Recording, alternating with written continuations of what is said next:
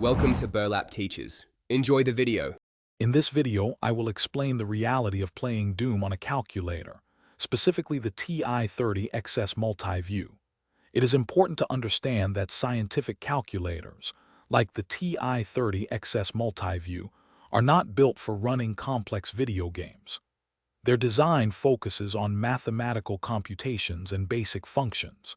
To play a game like Doom, a calculator needs significantly more processing power, a larger display, and greater memory capacity than what a standard scientific calculator offers.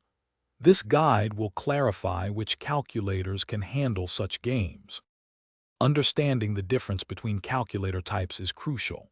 Scientific calculators, such as the TI-30X IIS multi-view, are excellent for everyday math, handling functions like square roots and logarithms. However, they possess limited memory and small, segmented displays.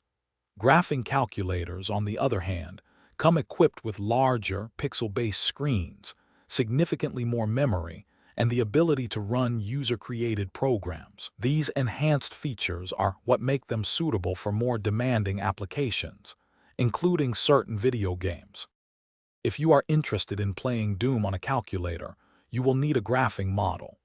Popular choices include the TI-83, TI-84, and TI-Inspire series. These calculators have the necessary hardware to handle the game's demands. To get Doom onto one of these devices, you typically need to connect the calculator to a computer using a USB cable. Then, specialized software is used to transfer the game files, which are often custom ports designed for the calculator's specific architecture. When Doom runs on a graphing calculator, it is usually through a highly optimized version or an emulator. The game's original assets, like graphics and sound, are heavily compressed and simplified to fit the calculator's small screen and limited processing power. The experience is often monochrome and lacks intricate details, but it is still recognizable as Doom.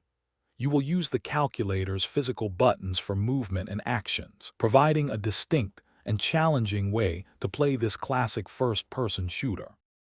Thanks for watching. Consider subscribing if this video helped you.